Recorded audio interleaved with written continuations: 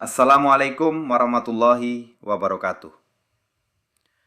Ada satu pertanyaan yang cukup sensitif, tapi penting untuk kita renungkan bersama. Seberapa beriman sebenarnya Muslim di Indonesia?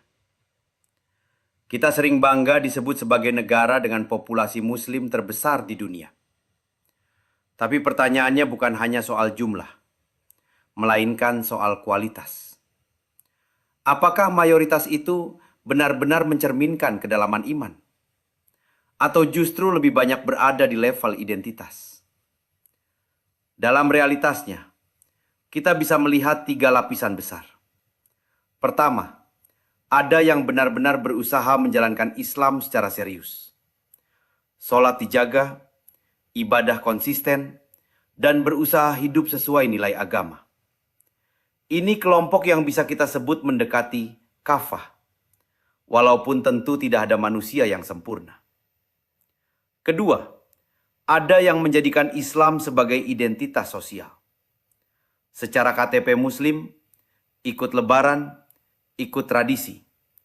Tapi praktik ibadahnya tidak terlalu konsisten.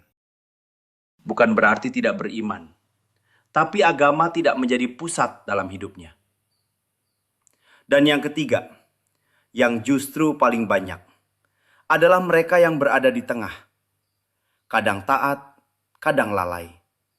Puasa jalan, tapi sholat bolong. Percaya, tapi tidak selalu disiplin menjalankan. Lalu kenapa ini terjadi? Karena di Indonesia, Islam tidak hanya hadir sebagai ajaran, tapi juga sebagai budaya. Kita lahir dalam lingkungan Muslim, tumbuh dengan tradisi Muslim, dan secara sosial, menjadi Muslim itu adalah default. Akhirnya, banyak orang mewarisi identitas tanpa sempat benar-benar menguji keyakinannya. Pertanyaannya sekarang bukan untuk menghakimi siapapun, tapi untuk refleksi pribadi.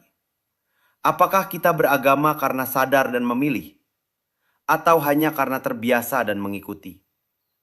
Karena pada akhirnya, iman bukan soal label, tapi soal kesadaran dan kejujuran dalam menjalani. Wassalamualaikum warahmatullahi wabarakatuh.